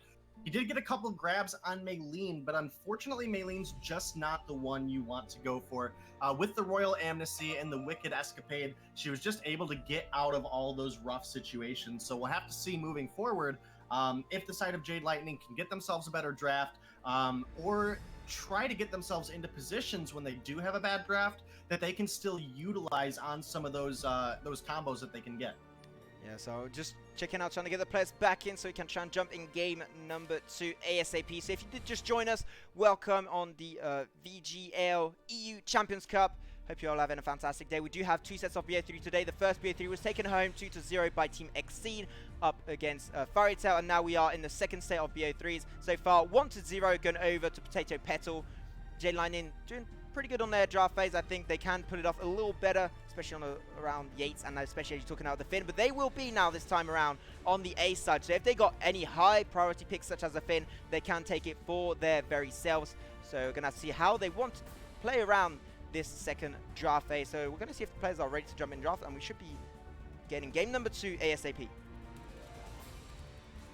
Yeah, absolutely. We'll get the teams switching sides for this one. So I have to see what all plays out. Really, the The only big difference we've got is obviously the dragon spawns for each of the teams, right? Obviously, playing on the reflected map, you're always on the left side. We'll have to see if that has any sort of impact, because we did see the side of Potato Petal maintain a lot of dominance on the Ghost Wing side of the map. And then off the back of just a really excellent fight in the bottom lane, they were able to make a rotation up. They were able to get a push onto that Black Claw and finish the game on that one. Arden off the board very early on. I do think Arden is a strong, very dominating pick right now. He can build himself tanky and spam out aftershocks thanks to his low cooldowns, specifically on that Blood for Blood. So he's been a huge dominating force, able to stay in long fights on those back lines and just continuously spam out that percentage of health damage. Yeah, I think we saw that in the first set of BO3s, just Arden being absolutely insane. You can play it weapon, you can play it roam, you can play it utility, you can play it CP onto a base of utility. It's just such a versatile hero. You can play in so many different positions. You can play it top lane, jungle, roam. It's just a really good flex pick. So taking it away, first pick by Jade Lightning makes a lot of sense. They will be taken away though on the side of Potato Petal. The Lorelei and the Celeste and also the Anchor was taken away by Jade Lightning. But we were talking about the Finn Denominate, and that will be indeed the first pick for Jade Lightning. Yates, maybe not the best pickup to go for when you're son of Potato Petal, unless you're ready to commit early game and go for a pick like a Malign or Glaive. Something kind of apply a lot of pressure in the early game phase. But so far they went for the Scarf first pick, and Chumulka is still open, so that will be their next following up pick.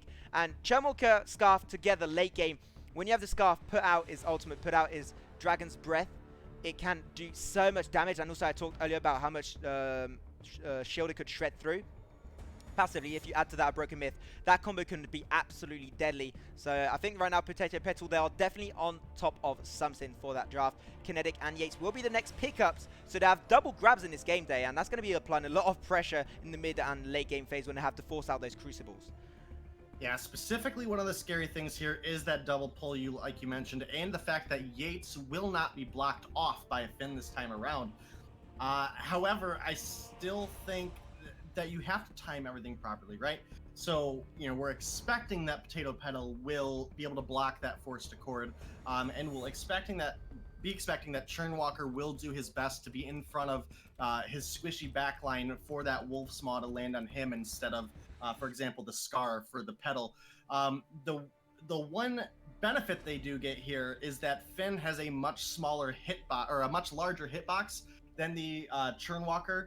So maybe we can sneak some of the Wolf's Maws a little bit past that front line, and maybe pick a Scarf off threading the needle. Yeah, Finn is very fat, so that's they're gonna have a lot of opportunities to try and grab. Also directly, they got a lot of back lanes. They did go for the Petal, so Potato Petal do have that for their side. We're gonna have to see if it is as Potato as they do call it.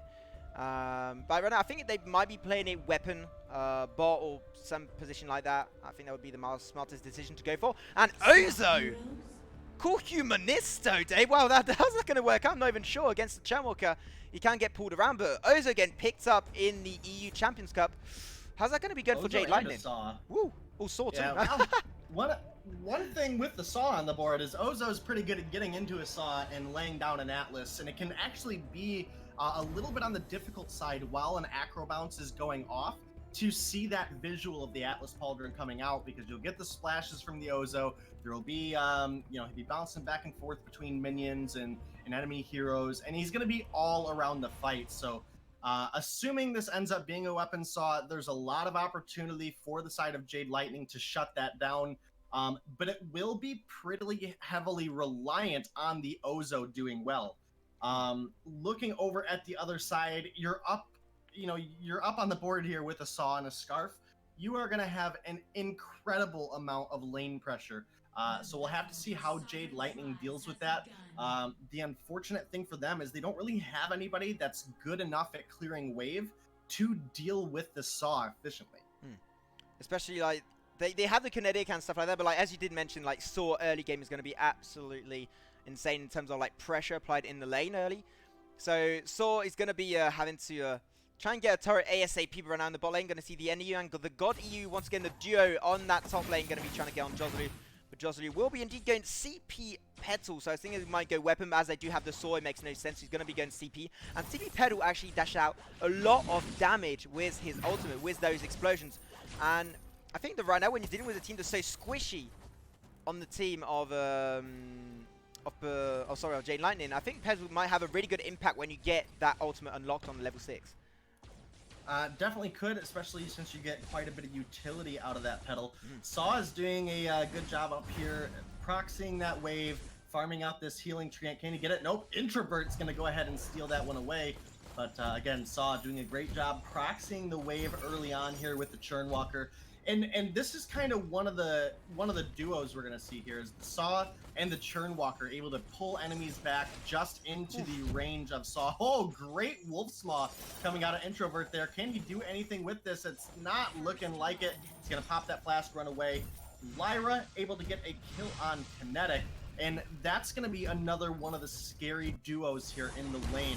Is Scarf, again, able to rain out a lot of damage. That's going to be,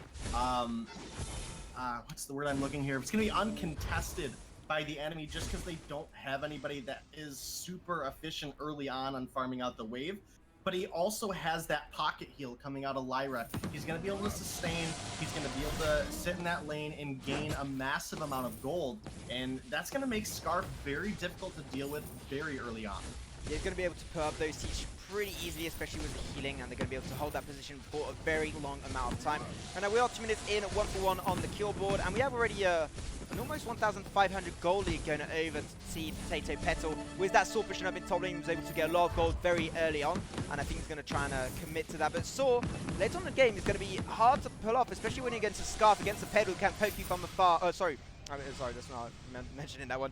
Around a Kinetic and a Yates can put you out of position and also poke you from afar pretty easily. So I think Saw right now, he has to come out and try and get a turret very, very soon. But you mentioned even in the jar phase how the Yates could actually grab through the Churn Walker pretty easily. And we saw so far 2 successful grabs on the Yates. Definitely working out for him so far, especially when he's under pressure by this Saw and this Churn Walker. But right now we're going to have to see an invade coming out from Bruto, and also Saw just a little bit too far. Will not be joining the party right now. Quibble does connect. Bruto will not be able to secure the CP buff for himself. He just popped the flask in response. Not saying Numi won't want to help him out, but no, anyway, Bruto will be able to get out of that little 1v2 spot. Yeah, Bruto gonna get out of that one, and one of the other benefits Saw had in that very early game, kill from Petal onto the Ozo. Not really much of a surprise there. Petal has 3 crystal bits. Ozo just now getting the opportunity to shop. Has picked up some crystal for himself, but early on, Saw, not only did he get some extra gold in his pocket, with that proxy farm, he actually denied a lot of gold from Yates, but now he's stunned under the turret. Okay, I'm going to go back onto the top lane then, but unfortunately, that's going to be the... Oh, man, can he get Introvert? He does have the flask coming out, but I think Introvert has it too, and he's going to be using his Shanks trying to get away as soon as possible. He does have another grab, and that will be the end of Saw's tail as he drops down in that nice 1v1. And right now, Introvert hasn't even, like, he did shop real quick, but he hasn't got any offensive items or anything that can actually give him an edge. I'm actually really surprised that Introvert got it there, but we had to rely a lot around his passive with the extra damage output on his basic attacks to win it.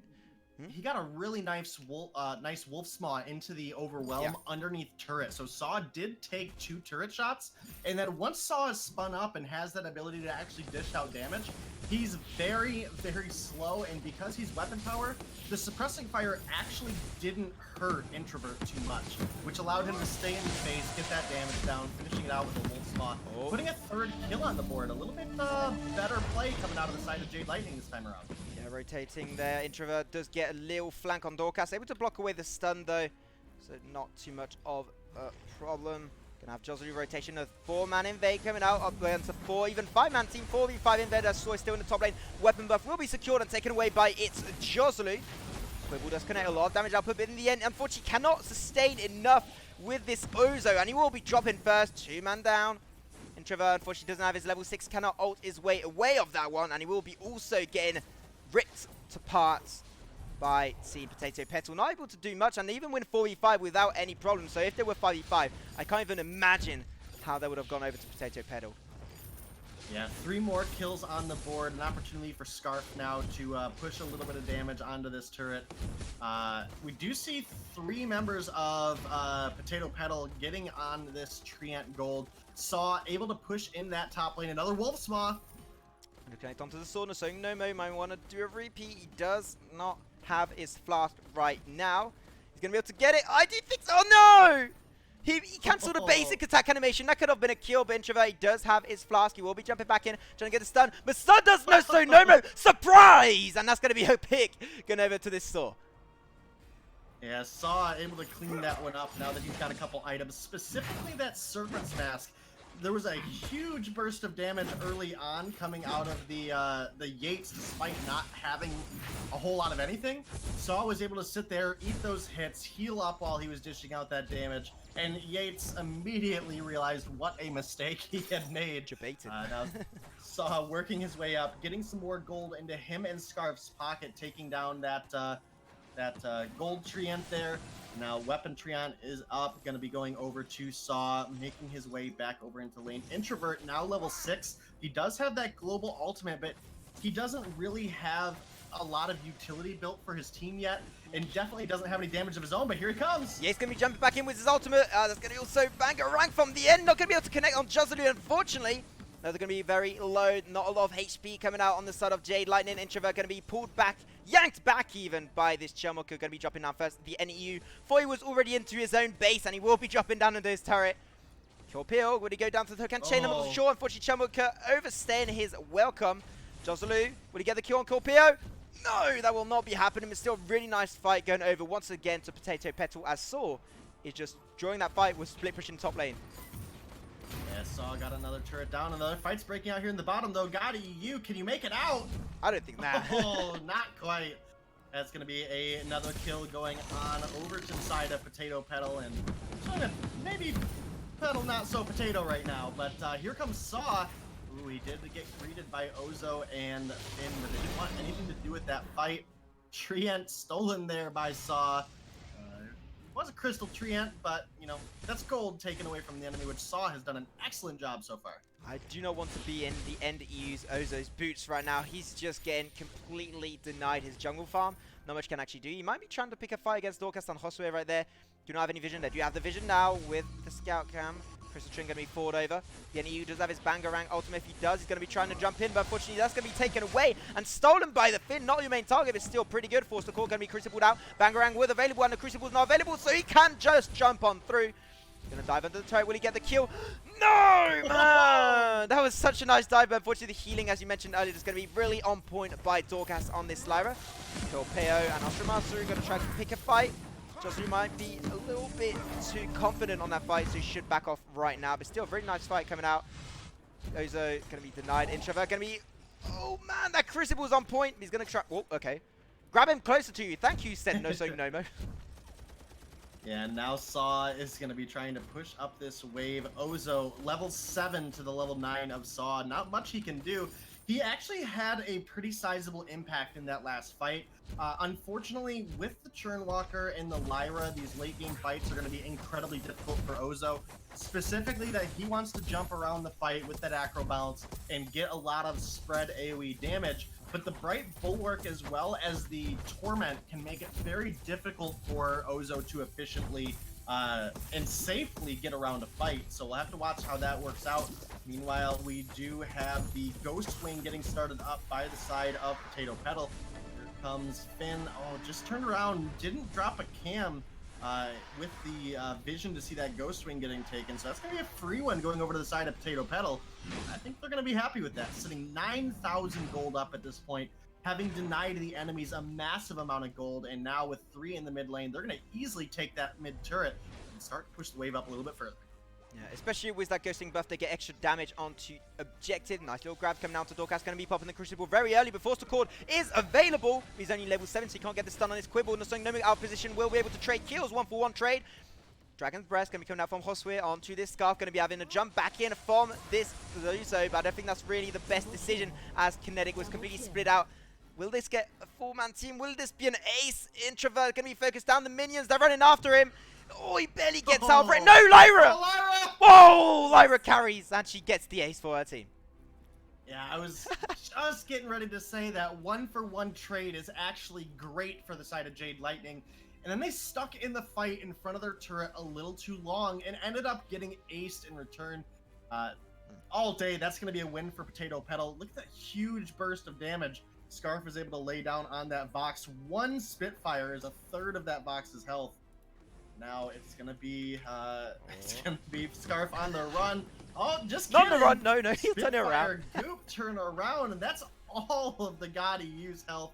Churnwalker now here to help out. Can they get this push? Oh, mortal wound. Oh no, we'll be able to survive barely, but though into the top part of the lane, we're going to be having a 3v2 situation. Joshua's going to be running for his life. He's going to get stunned up by this Quibble and also by the Yates. He should be going down, but they just forget about him. What are you fixing around? Oh, What are you doing? Kill Joselu, come on! And he's going to get healed up, man. He should be able to survive that. Does get blocked though, but no, in the end he will get a lot of burst damage right there. They could have got him right away, unfortunately lost a little bit of time. As Scarf rotates around, he's very low on energy though. Does pop the flask, will be able to jump back in with his acro bounce, force the cord onto Josue. He's going to get the stun with the Quibble. Xeorpearl will be finding a pick onto this Lyra. Josue is going to be followed up by 4 enemies. Oh, I don't think he should be really doing that right now. Really good Crucible coming out from Bruto on that Churnwalker. Does have his chest pass, going to be picking up a Q and a 3, and actually a 2v4. We'll go in another stun man. If they can turn it around, Dragon's Breath going to be followed up. They do not have any stuns quite yet. They do lose the Churnwalker. Josue running once again. Should be able to get out. A little too much overconfidence from the side of Potato Petal there. Definitely threw some gold in the side of the Jade Lightning's pockets, but now Finn's going down. Yeah, they got a little bit debated there. They were brought right to the turret, and Petal just respawned, so was able to re-engage that fight. And they're not going to be falling. Josue and Joselu picking up 3 kills for their own sake. Yeah, this Vox gone down the crystal path. He is going to have the ability to actually deal with the Petal's minions quite easily as we get into these later stages of the game. It does look like Ozo's doing his best to clear out this wave before they lose anything else in the mid lane. Ghost Wing has landed. Black Claw is on the map now at the 12-minute mark. And I think that actual last trade, I think we'll give that one to Jade Lightning. As far down as they've been, getting some of that gold back in their favor has actually got Vox to a pretty strong point of his game. He's got the Dragon's Eye, he's got the alternating current, he's got himself secured 2 boots and a block. So we'll have to see what he's able to do with it. A lot of damage coming out on Bruto. 3v5, Bruto a little bit too deep. Going to be a nice Crucible, but they start the fight. 3v5, and they turn it on its head. That's going to be almost an ace. Yeah, he's going to be the last man standing between them and that sweet, sweet ace. That's going to be an insane fight going over to Team Potato Petal. They started it 3v5, ended it 5v0. And now they're going to be able to try and get that push throughout the mid lane. But Saw, doing what Saw does best. That is taking objectives on its own. And he's just regen. Look at that Serpent Mask regen. It's just so much. Yeah, Saw able to take out that Black Claw without even taking damage. And what an excellent trespass coming out of Bruto in that last fight. It looked very heavily. Oh, we'll wait till after this one. Blue Ball will be blocked out onto Josue. He's going to be healed up instantaneously by Doorcast, getting a slow. Oza going to try and find the pick onto his Joselu. Getting a lot of damage output though, but he's going to get the support of the Lyra, and he's going to get the heal, and he will not be able to land that bangarang. And that's going to be 2-3 picks going down. And this should be normally GG well played going over to Potato Petal 2-0 in this EU Champions Cup. But this is still not the end, maybe. But nah, I would look at the Black Law HP bar, it's just way too thick. And they will be dropping down one by one, and this will be GG well played to Team Potato Petal 2-0. Yeah, Potato Petal definitely had a pretty dominating game in Game 1 as well as Game 2. They maintained control for a large portion of it. I do think they need to tighten up some of their rotations. A lot of the kills that the side of Jade Lightning during this game actually got on the board were pretty unnecessary. It was from sticking around too long, a little bit of overconfidence, I would say, in the side of Potato Petal. Specifically, one of the last 4 or 5 fights, Scarf went in the middle of just like a 1v3, 1v4, and they kind of funneled in and gave up kill by kill. And I would have thought that would have been an excellent time for Jade Lightning to get a little bit of a morale buff, but they tightened themselves up, Potato Petal did, and they were able to come through with a clean fight thanks to a huge trespass out of Bruto. Excellent play on that Churnwalker. Even though the trespass actually got Crucibled out, like the damage coming out from that was huge. And what allowed them also to almost win that fight at that point. Like the damage of ultimate of a trespass on Chumwalker, even though your support, it does so much damage. You can take down carries easily with it. He was able to pick up 2 kills with the Yeah. trespass, even though the stun got blocked out. So that was huge in cleaning up some targets that were on the back line of the fight. Yeah, okay, so right now we're just gonna be I'm just gonna be updating all the infos for you guys on the stream arena. So still, if you did just join us, this is the end, unfortunately. A little bit late, but this was the last BO3. 2-0 went over to Potato Petal, showing us that Petal isn't as potato as it seems. Actually, a really viable pick if you can play it properly and you can especially draft it properly. As I said, when you're dealing with a team that has so many squishy characters on their side, just put your 3 ults through, your 3 ult charges into the back line of the enemy team. You also give healing to your front line. Right, that's a really good thing. And also just the burst potential from it is absolutely insane. So really nice plays coming out from It's Joslu on that pickup. Then the Saw once again. When you pick up Saw, you want to split push turrets, you want to split push objectives, and that's what he was doing. Split push and open the entirety of the enemy's top lane. Went for solo Blacklaw when needed to allow them to end the game at the very end right there. So still, GG well played to both teams for this game. So going to be doing a little bit of an overview of what happened today, guys. So we did have 2 matches that happened. We had Team Exceed up against Team Fairy Tail. That did end up in the BO3 going over 2-0 to Team Exceed with a lot of nice rotations. Like, we've got to point out those rotations are absolutely on point on their side. And then the last game did just end right now. There was Potato Petal up against Jade Lightning EU. Potato Petal taking it. There's a clean sweep 2-0 back home. So far, a lot of teams that will be seen again throughout the entirety of the EU Champions Cup, boys and girls. I'm absolutely hyped. Like, do you have anything to say about these games we had today, Day Nominee, or not? I definitely think we had a lot of really good gameplay, specifically coming out of the side of Exceed and Potato Petal.